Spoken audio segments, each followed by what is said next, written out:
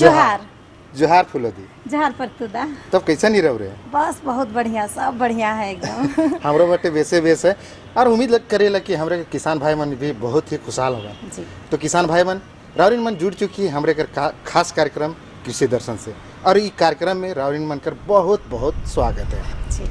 तो सबसे पहले हमरे का देखिले फुलोदी? यह कृषि समाचार देखिला परतुदा, ओकर में जानी कि खन मंडी कर का हाव भाव चलत है और साथ ही जानीला मौसम कर बारे में। अच्छा परतुदा, एक बात रो जाना थी। हाँ। एखन महंगाई बहुत ज्यादा बढ़ गया के साग सब्जी का। बिल्कुल सही कहा थी। तो काले देरी करब, चलो कृषि समाचार से भी जान लेविला कि का चीज कर का एखन भाव चलत है। चलो देखिला कृषि समाचार।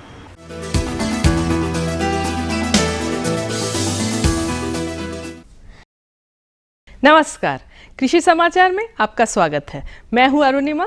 आइए देखते हैं आज कृषि समाचार में क्या है खास। कृषक पाठशाला से किसान हो रहे हैं लाभान्वित। बेहतर फसलोत्पादन के लिए आवश्यक है मृदा जांच। जुताई, ढुलाई और ढेला फोड़ने जैसे कार्य अकेले निपटा देता है पावर टिलर। राज्य के किसानों को नई कृषि तकनीकों से जोड़ने के लिए संस्था आत्मा प्रखंड स्तर पर कृषक पाठशाला चला रही है। इस पाठशाला से किसान खेती बाड़ी करने की वैज्ञानिक विधियां सीखकर लाभान्वित हो रहे हैं। अन्य क्षेत्रों की तरह कृषि क्षेत्र में भी नित्य नए शोध होते रहते हैं और नई नई खेती बाड़ी करने की तरीके और पद्धतियां विकसित की जाती हैं, जो कि कृषि जगत को और ऊंचाइयां प्रदान कर सकती हैं। परंतु इन शोधों और खोजी गई पद्धतियां तभी सार्थक होंगी जब किसान अपने खेतों में इनका उपयोग कर लाभान्वित हों। तो आवश्यकता पड़ी इन पद्धतियों को किसानों तक पहुंचाने की। संस्था आत्मा यह काम कृषक पाठशाला के माध्यम से बखूबी कर रही है। यह पाठशाला सीधे किसानों के खेतों में चलाया जाता है, जहां कृषि विशेषज्ञ प्रायोगिक तौर पर कृषकों को नई तकनीकों की जानकारी देते हैं।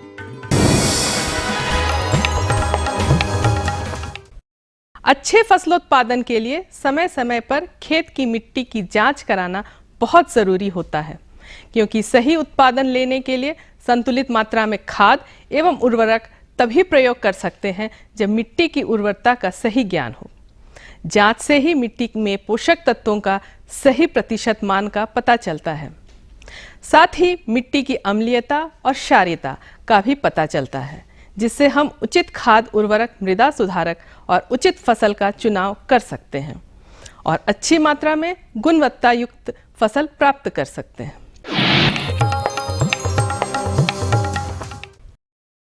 किसान भाइयों, ऐसा कई बार हुआ है जब खरीफ में वर्षा की स्थिति अच्छी नहीं हो रही हो।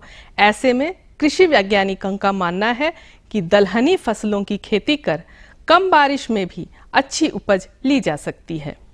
आज हमारे कृषि विशेषज्ञ मूंग के कुछ उन्नत प्रभेदों के बारे में जानकारी दे रहे हैं, जो कि वर्तमान समय के लिए उपयुक्त है। ये किस्में हैं पूसा विशाल सम्राट, पंत मूंग 2, 3 और 4। जब वर्षा कम होती है तो दलहन की ओर किसान का रुख होना चाहिए। किसान दलहन की खेती करें, और जब मिट्टी अम्लीय है तो चूना का प्रयोग करते हुए दाल की अच्छी उपज ले सकते हैं। मूंग की खेती किसान जरूर करें। मूंग की खेती सबसे कम दिन में होती है और इसकी उन्नत प्रजातियां बाजार में उपलब्ध है। वो प्रजातियां पूसा विशाल है, सम्राट है, पंत मूंग 2 है, पंत मूंग 3 है, पंत मूंग 4 है। ये सभी अनुशंसित भी है और उपयोगी भी है। किसान भाइयों, इस बरसात के मौसम में हमारे मवेशियों में, खासकर दुधारू पशुओं में विभिन्न प्रकार के रोगों के लगने की संभावना रहती है, जैसे गलघोटू और लंगड़ा बुखार इत्यादि। इन बीमारियों का इलाज एक तो महंगा होता है और उचित समय पर नहीं होने से पशुओं की जान तक चली जाती है। आइए आज के बेहतर तकनीक में अपने पशु चिकित्सक से जानते हैं इन रोगों से बचाव के उपाय। प्रोकेन पेनिसिलिन से ब्लैक क्वार्टर ठीक होता है। सिप्रोफ्लॉक्सासिन, एनरोफ्लॉक्सासिन और इस तरह की औषधियों से गला घोटू और एचएस बीमारियां ठीक होती हैं, लेकिन ये महंगा उपचार है और आपको इलाज का समय नहीं देगा। मेरी सलाह है कि आप बीमारी फैलने के पहले अपने निकटतम पशु औषधालय या पशु चिकित्सालय से सलाह लेके उनसे मिलके एचएस और बीक्यू का टीका जो सरकारी अस्पतालों में प्रचुर उपलब्ध है, आप उसे टीकाकरण करवा लें।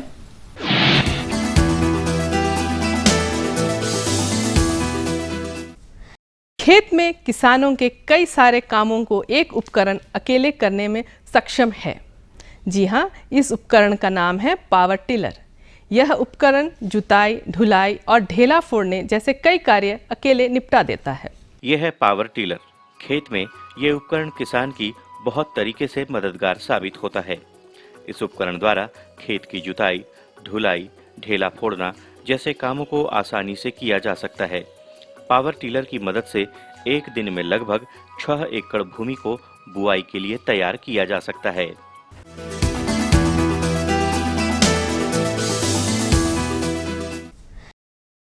आइए अब मिलते हैं एक प्रेरणा स्रोत सफल किसान से, जो आधुनिक खेतीबाड़ी द्वारा अच्छी फसल उपजाने में माहिर हैं। तो आइए मिलते हैं इनसे और जानते हैं इनकी विशेषताओं के बारे में। खेती करने से अपने परिवार चलाने के लिए खाने को भी मिलता है और बाज़ार में बेचने का काम भी आता है। पशुपालन भी करते जी, पशुपालन भी करता हूँ। बैल, बकरी, गाय हैं और मछली का भी पालन करता हूँ। गांव में ही किसान बन के खेती बाड़ी का काम करे, उसमें अधिक से अधिक फायदा होगा। और अब एक नज़र राज्य के कुछ प्रमुख शहरों के मौसम के मिजाज पर। आज राज्य के कुछ प्रमुख शहरों के तापमान इस प्रकार दर्ज किए गए। रांची अधिकतम 28 डिग्री सेल्सियस और न्यूनतम 21 डिग्री सेल्सियस। देवघर अधिकतम 30 डिग्री सेल्सियस और न्यूनतम 22 डिग्री सेल्सियस।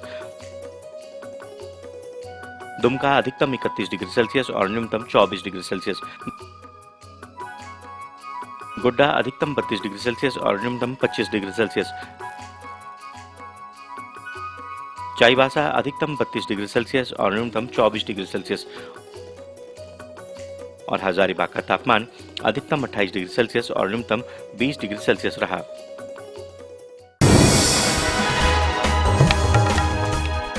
और अब मंडी भाव में आइए नजर डालते हैं अनाजों के भाव पर। राज्य की प्रमुख मंडियों में दलहनी अनाजों को छोड़कर बाकी खाद्यान्न अपने पिछले सप्ताह के मूल्यों पर टिकी हैं।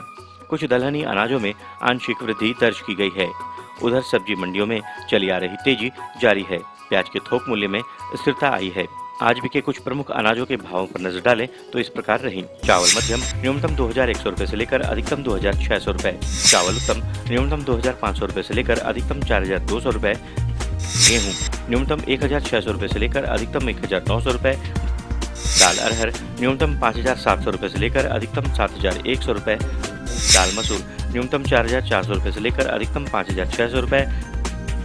दाल चना न्यूनतम 3400 रुपए से लेकर अधिकतम 4800 रुपए। चीनी न्यूनतम 3350 रुपए से लेकर अधिकतम 3600 रुपए। आलू न्यूनतम 1800 रुपए से लेकर अधिकतम 2100 रुपए। और प्याज न्यूनतम 2100 रुपए से लेकर अधिकतम 2300 रुपए प्रति क्विंटल रहा। कृषि समाचार में आज बस इतना ही। अगले दिन अगले अंक में फिर आपसे मुलाकात होगी कुछ ताज़ा तरीन खबरों के साथ। तब तक के लिए आज्ञा दीजिए। नमस्कार, जोहार।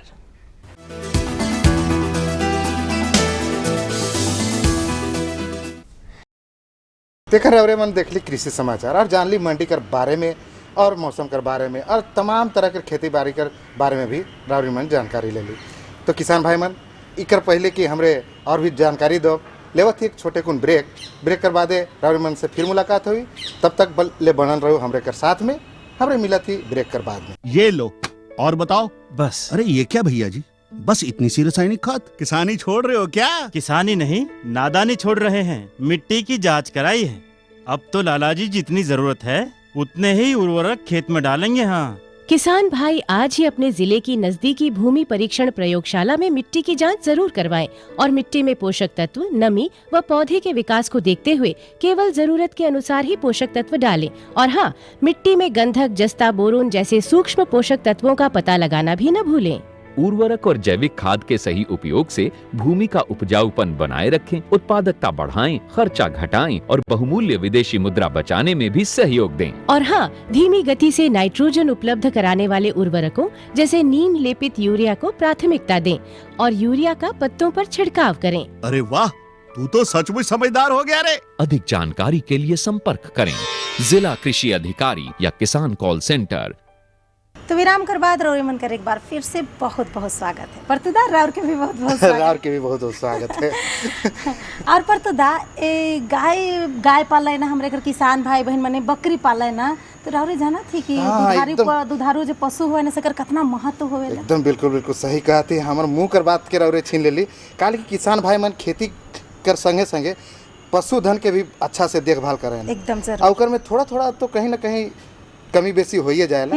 और खास करके ई मौसम में, बदलते मौसम में दुधारू पशु कर देखभाल कैसे करल जाए, इकर जानकारी अगर हमरे कर किसान भाई मन के मिल जाता है तो बहुत बढ़िया रहता। बहुत बढ़िया रहता लग परतुदा। काले की देखो ये बरसात का मौसम में अगर हमरे दुधारू पशु कर देखभाल सही ढंग से अगर नहीं करब तो तरह तरह की बीमारी भी होए कर डर रहेला। कभी कभी देखब कि थनैल रोग भी हो जाएगा। तो काले ने ये सब कर बारे में अच्छा से विस्तार से जानब हमरे कर विशेषज्ञ से।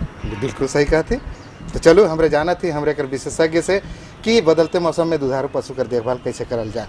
हमरे का विशेषज्ञ हैं डॉक्टर विजय कुमार सिंह जी। किसान भाई नमस्कार। कृषि दर्शन के इस कार्यक्रम में आपका स्वागत है। किसान भाइयों, कृषि दर्शन की टीम आज हजारीबाग हुई है, जहां आज हम बात करेंगे बदलते मौसम में दुधारू पशुओं की देखभाल के लिए। इस विषय पर जानकारी देने के लिए आज हमारे साथ है यहाँ के डॉक्टर विजय कुमार सिंह, जो हजारीबाग जिला में पशुपालन पदाधिकारी के पद पर स्थापित है। आइए इनका स्वागत करते हैं। डॉक्टर साहब, आपका हमारे इस कार्यक्रम में स्वागत है। बोल पूछिए। डॉक्टर साहब, जैसा कि आज का विषय हमने चुना है दुधारू पशुओं की देखभाल, विशेष करके बदलते मौसम में। जैसा कि हम देख रहे हैं बरसात शुरू हो चुकी है, तो इस समय पशुओं की देखभाल किस प्रकार हमारे पशुपालक भाई करेंगे? अभी पूरे राज्य में मानसून आ गया है और इससे चारों तरफ वर्षा हो रही है। अतः पशुपालक भाइयों को अपने जानवरों को इस मौसम में किस तरह से रखना है ताकि उनके जानवरों से अधिक दूध का उत्पादन हो सके और उनकी अच्छी आमदनी हो सके। अतः पशुपालक भाइयों, सबसे पहले तो इसके जानवरों को कि जहाँ जानवर में आप इसके रख रखाव पर ध्यान देना है। जहाँ उसका गुहाल होता है, गुहाल हम उसको कहते हैं जहाँ जानवरों को हम रखते हैं। साफ़ सफाई सबसे महत्वपूर्ण बात होती है। इसके लिए आप अपने जो जहाँ जानवरों को आप रखते हैं उस घर को हमेशा साफ़ सुथरा रखें। इसके लिए आप उसमें ब्लीचिंग पाउडर या फिनाइल का छिड़काव अवश्य करें। दूसरी बात आपको सबसे ध्यान देने योग्य बात है कि आपके जानवर कभी इस बारिश में भींगे नहीं, क्योंकि अगर भीगेंगे तो उनको जो मौसमी बीमारियां हैं जिसमें सर्दी, खांसी, बुखार होने का काफ़ी भय बना रहता है। अतः आप हमेशा अवश्य ध्यान दें कि आपके जब दुधारू पशु हैं वो इस बारिश में भींगे नहीं। दूसरी बात आपको ध्यान देने योग्य है कि आप जो चारा खिलाते हैं उस पर को भी अच्छे तरीके से रखना है। जो आप दाना मिश्रण देते हैं कभी भी उसको फर्श पे नीचे नहीं रखना है। उसका मुख्य कारण क्या है कि अभी जो बारिश हो रही है तो जो भी हमारा फर्श रहता है वो काफ़ी भींगा भींगा रहता है और जो भी आप रखते हैं उसमें फंगस लगने का डर रहता है। फंगस लगने से एक तो ऐसा होगा कि वो जानवर अच्छे तरह से खाएंगे नहीं, अगर खाएंगे तो उनमें तरह तरह की बीमारियां होगी, जैसे पतला पखाना होना, पेट फूलना होगा। अतः जो भी आप दाना मिश्रण रखते हैं उसको रखने के लिए सबसे अच्छा तरीका है कि कोई आप लकड़ी का पटरा रख दें और उस पर ही दाना मिश्रण को रखें। और यदि बारिश अधिक हो रही है तो उस दाना मिश्रण के बैग को आप प्लास्टिक से ढक कर जरूर रखें। जहाँ तक पुआल की बात है तो पुआल में आप देखा जाता है ऐसा कि जब बहुत काफ़ी बारिश होती है तो उसमें फंगस निकल आते हैं, वो भी जानवरों के खिलाने से काफ़ी उसके लिए हानिकारक होता है। अतः जो पुआल आपके पानी से भीग गए हैं उसको उस समय आप नहीं खिलाएं। जब धूप हो तो उसको आप धूप में सुखा लें, उसके बाद ही उसका उपयोग करें। बरसात के मौसम में देखा जाता है कि काफ़ी नए घास उगते हैं। कभी कभी नए घास खाने से जानवरों में पॉइजनिंग की शिकायत आती है, क्योंकि वो जो घास होते हैं वो काफ़ी जहरीले होते हैं। तो उससे भी आपको बचाव करना है। दूसरी बात, जहाँ हरा चारा की बात है तो हम बहुत जगह देखते हैं कि हमारे जो किसान भाई हैं वो करते क्या हैं कि अपने जानवरों को छोड़ देते हैं चरने के लिए, और हमारे जानवर जो हैं वो बेचारे मुक्त प्राणी हैं, वो जाकर करते क्या है कि जो हमारे गड्ढे में जो घास है जो थोड़ा ऊपर आता है उसको भी वो खा लेते हैं। बरसात में अक्सर देखा जाता है कि जैसे ही पानी होता है जितने भी हमारे जो बैक्टीरिया रहते हैं, जो छोटे छोटे जो कीड़े मकोड़े रहते हैं वो घास के ऊपर जाके बैठ जाते हैं, और जैसे ही हमारे जानवर खाते हैं उनके पाचन तंत्र में चला जाता है और उससे उनको तरह तरह की बीमारियाँ होती है। अतः पशुपालक भाइयों से मेरा अनुरोध होगा कि इस तरह से अपने जानवरों को चरने के लिए नहीं छोड़ें। और जहाँ तक घास हरा चारा खिलाने की बात है, तो जो चारा अगर पानी में के ऊपर है, वहाँ पानी का लगाव है, तो उस चारे को आप धोकर अच्छी तरह से धो लें और उसके बाद ही उसका उपयोग करें। जहाँ तक और ध्यान देने की बात है, अगर हरा चारा अगर ऊपरी ज़मीन पर है उसको आप काट के खिलाएं तो आपके लिए ज़्यादा लाभदायक होगा। बरसात के मौसम में जो हमारे दुधारू पशु हैं, देखना है उसका थन भी इस बारिश में नहीं भींगे, और जहाँ गोबर और पेशाब रहता है वहाँ पे हमारे जानवर नहीं बैठे, अतः उसको भी हमें साफ करते रहना है। दूसरी सबसे बड़ी बात है कि इस बरसात के मौसम में बहुत से बाह्य परजीवी, जिसको हम लोग चमोकन बोलते हैं, वो भी पूरे शरीर में फैल जाते हैं। वो करते क्या हैं कि आपके पूरे शरीर से उसका खून चूसते हैं, अतः उसके हमारे जो जानवर दुधारू हैं उनकी उत्पादकता पर उसका प्रभाव पड़ता है और उसके चलते आपको काफ़ी आर्थिक हानि होती है। अतः इसके बचाव के लिए आप जानवरों को आइवरमेक्टिन की सुई, जो हमारे विभाग के द्वारा सारे पशु चिकित्सालयों में उपलब्ध है, उसे आप अवश्य लगा लें। दूसरी बात होती है अब दाना मिश्रण का, तो दाना मिश्रण भी इस मौसम में खिलाना काफ़ी आवश्यक है, मगर दाना मिश्रण खिलाने में आप हमेशा ध्यान दें कि जो सुपाच्य जो हो उसी को हम खिलाएं। ऐसा नहीं कि कोई चीज़ हम खिला दें जिससे उसको हमारे जानवरों को परेशानी हो। दूसरी बात सबसे बड़ी दिक्कत होती है पेट फूलने का, तो अक्सर बरसात में देखा जाता है कि पशुओं में पेट फूलने की शिकायत होती है, जिसे हम अफारा रोग बोलते हैं। उससे भी बचाव के लिए हमारे पशुपालक भाइयों को ध्यान देना चाहिए। दूसरी बात हमारे पशुपालक भाइयों को सबसे ध्यान देने योग्य बात है कि अपने जानवरों को अच्छे तरीके से रखने के लिए उनको भी कुछ सावधानियां बरतनी चाहिए और कुछ जानकारी उनको भी होनी चाहिए।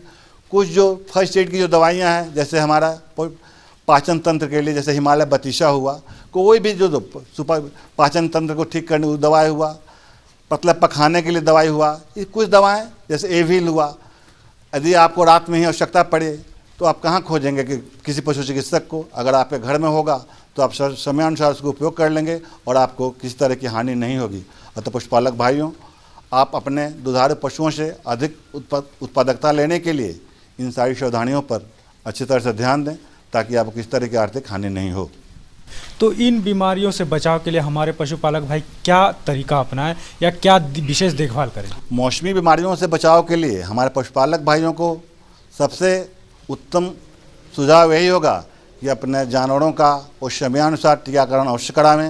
यदि उन्होंने टीकाकरण करा लिया है तो मैं वादे के साथ कहता हूँ और मेरा विश्वास है कि उनके पशुओं में किसी तरह की बीमारी ही नहीं होगी, और नहीं उनकी बीमारी होगी, नहीं उनको कोई किसी तरह की परेशानी होगी, नहीं उनके जानवरों में मृत्यु दर की संख्या बढ़ेगी। अतः मेरे पशुपालक भाइयों से मेरा अनुरोध होगा कि अपने जानवरों को समयानुसार टीकाकरण अवश्य करावें। तो देखा किसान भाइयों, डॉक्टर साहब ने कितनी अच्छी जानकारी दी कि बरसात बदलते मौसम में आप अपने पशुओं की देखभाल किस प्रकार कर सकते हैं। डॉक्टर साहब, आप हमारे इस कार्यक्रम में इसके लिए आपका बहुत बहुत धन्यवाद। धन्यवाद।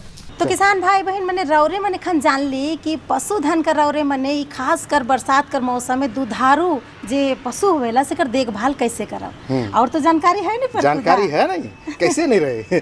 तो किसान भाई मन पशु कर तो एखन बात होलक, अब चलत थी सीधे धान कर खेती के बारे में जानकारी लेवेले। तो फूलो दी राउर के मालूम हुई कि नहीं हुई, आजकल किसान मने ज़्यादातर रोपाई कर खेती करे ना, धान रोपनी कर काम करे ना, लेकिन इकर से पहले जेकर जे किसान भाई मन जगह वैसा जमीन नखे, जेकर जगह चौड़ा जमीन है, ताड़ जमीन है, मध्यम जमीन भी कहल जाए। बिल्कुल बिल्कुल सही कहा थी। तो वैसा जमीन में धान कर सीधी बुआई कैसे करल जाए और साथे साथ उकर प्रबंधन कैसे करल जाए, इकर बारे में अगर हमरे जानकारी दवा देती किसान भाई मन के तो कैसा रहता? बहुत बढ़िया रहता लग बरतुदा। काहे कि देखो पहले तो अब एखन तो रोपा धान चला थे, लेकिन अगर सीधी बुआई अगर करके अगर धान कर उपजा अगर हमें उपज अगर बढ़ाव तो और बढ़िया रही और बाजार में ओकर हमें के बढ़िया भाव भी मिली। बिल्कुल बिल्कुल सही कहती। तो चलो इसके बारे में हमरे जानकारी लेवती हमरे कर विशेषज्ञ डॉक्टर SN चौधरी जी से। किसान भाई नमस्कार। किसान भाई, वर्षा का मौसम है और आप सब खेती में व्यस्त हो चुके होंगे। जहाँ तक धान की खेती की बात है तो आप सब इस अलग अलग विधियों से इसकी खेती करते हैं। सीधी बुआई करते हैं और रोपा विधि से भी करते हैं। तो मध्यम एवं उपराव भूमि में सीधी बुआई और उसके प्रबंधन विषय पर बातचीत करने के लिए आज हमारे साथ हैं डॉक्टर SN चौधरी, जो कृषि विज्ञान केंद्र हजारीबाग के कृषि वैज्ञानिक हैं। डॉक्टर साहब, आपका कार्यक्रम में स्वागत है। नमस्कार। नमस्कार। सबसे पहले आप से ये जानना चाहेंगे किसान भाई कि जो मध्यम और ऊपरी भूमि होती है उसमें सीधी बुआई का क्या महत्व है, क्या आवश्यकता है? जब धान की खेती की चर्चा करते हैं या उनके जहन में ये बात आती है कि धान का मौसम आ गया, खेती का मौसम आ गया, तो हमेशा रोपनी विधि की बात सोचते हैं। रोपनी विधि में आजकल श्री तकनीक है, हाइब्रिड धान की, संकर धान की खेती है और उनकी परंपरागत धान रोपनी विधि भी है। उनके जहन में ये बात है कि धान की रोपनी से अधिक उपज मिलती है और किन प्रकारन वो करना चाहते हैं। ये तब संभव है जबकि हमारे पास पर्याप्त वर्षापात हो। इस वर्ष की घोषणा है और देख भी रहे हैं कि जून के महीने में 50% ही 31 से 50% वर्षा कम हुई है। लिहाजा मौसम विभाग का जो भविष्यवाणी है वो रंग दिखा रहा है। किसान अभी तक मात्र 10 से 12% ही बिचड़ा कर पाए हैं और ये भी कहना बड़ा मुश्किल है कि बिचड़ा उग जाने के बाद उसकी रोपाई कब होगी, क्योंकि बरसाती दशा में किसान खेती करते हैं और जब बिचड़े की उम्र ज्यों-ज्यों बढ़ती जाएगी उपज घटती जाएगी, क्योंकि आज भी 80% खेतिहर वर्षा आश्रित खेती करते हैं, वर्षा पे आधारित खेती करते हैं और ये ऊपर वाले की मर्जी पे है। वर्षा अच्छी हो जाए तो किसान खुशहाल हो जाते हैं, नहीं निकले तो अपने भाग को कोसते हैं। किसानों के लिए सलाह है, जबकि मौसम विभाग कम भविष्यवाणी की घोषणा कर चुके हैं, तो सलाह ये है कि वो सीधी बुआई करें और 2 नंबर और 3 नंबर खेत जिसको कहते हैं उपराऊ भूमि, उपराऊ बंडेड अपलैंड, मेड़दार उपराऊ भूमि या मध्यम खेत जिसको किसान 2 नंबर भी कहते हैं, इन दोनों में तो निश्चित रूप से सीधी बुआई की मन बनाए किसान। सीधी बुआई की से करने से में निश्चित लाभ मिलता है। एक तो फसल निश्चित होगी, हल्की फुहार भी यदि एक सप्ताह के अंतराल पे पड़ती रहे तो निश्चित उपज देगी, ये तो किसान मान ले। और सही प्रबंधन करें तो रोपनी की तुलना में आर्थिक लाभ ज़्यादा मिलेगा सीधी बुआई से। निश्चित लाभ के साथ साथ जो कॉस्ट बेनिफिट रेशियो है वो सीधी बुआई में रोपनी की तुलना में ज़्यादा मिलता है, ये बड़ी बात है। तो चौधरी साहब, आपने बहुत अच्छी बात बताई कि सीधी बुआई में रोपनी की तुलना में ज़्यादा लाभ किसान भाइयों को मिलता है। अब जहाँ तक मध्यम और ऊपरी भूमि में सीधी बुआई की बात है, तो सबसे पहले बात आती है कि इसकी प्रजाति के चयन की, तो इस बारे में आप क्या जानकारी देंगे? तो सबसे पहले प्रजाति के चुनाव में इस बात का ध्यान रखना है कि वो कम अवधि का हो और दूसरी बात ये ध्यान रखना है कि उसको सूखे सहने की क्षमता हो। तो उनमें बहुत अच्छी किस्म विकसित की गई है। सहभागी जो 115 दिन की किस्म है और ये काफ़ी विख्यात हो चुका है किसानों के बीच में। 2 नंबर खेत जिसको मध्यम खेत का हम कहेंगे, मध्यम खेत है और स्थानीय भाषा में 2 नंबर किसान कहते हैं, पूरे झारखंड में 2 नंबर किसान कहते हैं। तो 2 नंबर खेत में सहभागी खेती करें। इसको आप उससे ऊपर मेड़नुमा उपराऊ भूमि जो है बंडेड अपलैंड जिसको 3 नंबर किसान कहते हैं, तरखाबाद ये भी स्थानीय भाषा में कहा जाता है, तो उसमें भी सहभागी खेती कर सकते हैं। दूसरे किस्म है इसके अलावा CR धान 40, ये भी 100 दिन किस्म है, काफ़ी अच्छा उपज दे रही है। अंजलि, बंदना, बिरसा धान 108, बिरसा धान 109, बिरसा धान 110, ये किस्म किसान को उपलब्ध हो जाएंगे। बाजार में उपलब्ध है, अनुसंधान केंद्र में उपलब्ध है, विश्वविद्यालय में उपलब्ध है, किसान वहाँ से लेके इसकी खेती कर सकते हैं। और सीधी बुआई करने के लिए उपयुक्त समय भी है। अभी का मौसम या अभी का जो वर्षापात है ये सीधी बुआई के लिए उपयुक्त है। और किसान पहले सीधी बुआई करते थे। सीधी बुआई करने के वो 2-3 तरीके थे। एक छिटवा विधि से करते थे, दूसरा जो है वो लेबा विधि से करते थे। लेबा विधि तभी करते थे जब अतिवृष्टि हो गई और वो खेत की तैयारी नहीं कर पा रहे हैं, तो वो लेबा करके खेती करते थे। लेकिन इस साल की परिस्थिति उल्टी है, इस साल जो है वर्षा कम हो रही है, इसलिए वो सीधी बुआई करें और किस्म ऐसा चुने कि जो कम दिन का हो। वैसे कोई भी प्रजाति चाहे रोपनी भी कर सकते हैं और उसकी आप सीधी बुआई कर सकते हैं, लेकिन ध्यान ये रखना है कि कम अवधि वाली किस्मों का चुनाव करें। तो चौधरी साहब ये जानना चाहेंगे क्या इसमें भी बीजोपचार की ज़रूरत पड़ती है? बिल्कुल, कोई भी फसल धान ही नहीं किसी विधि से खेती करें, बीज उपचार पहला चरण है। बीज उपचार के लिए किसी भी फफूंदी नाशक से आप कर सकते हैं। उसमें कार्बेंडाजिम, जिसको स्थानीय मार्केट में बेबिस्टीन, जकिस्टीन, धनुस्टीन, सेबिस्टीन इन नामों से बाज़ार में उपलब्ध है, लेकिन मूल केमिकल जो है वो कार्बेंडाजिम 50% WP है। 3 ग्राम प्रति किलो बीज की दर से बीज उपचार करें। बीज को उपचार करने के उपरांत वो उसकी बुआई करें। अब बुआई करने के लिए बीज की मात्रा थोड़ी अधिक लगती है रोपनी की तुलना में या श्री तकनीक की तुलना में। रोपनी करनी हो तो 40 किलो प्रति एकड़ की से कभी किसी भी शर्त पर ज़्यादा बीज का उपयोग ना करें। अब बुआई किसान छीट कर ना करें। छीट के करने में घास का आक्रमण बढ़ने पर फसल दब जाते हैं और उपज में ज़बरदस्त कमी आती है। छीटने से दूसरा बड़ा नुकसान क्या है कि किसान निकौनी नहीं कर पाते। जहाँ बीज होते हैं वहीं खरपतवार होते, तो उसमें मजदूर काफ़ी लगते हैं, किसी यंत्र का इस्तेमाल नहीं कर सकते और किसान छोड़ देते हैं, नहीं निकालते हैं। लिहाजा 40% से 100% की कमी होती है।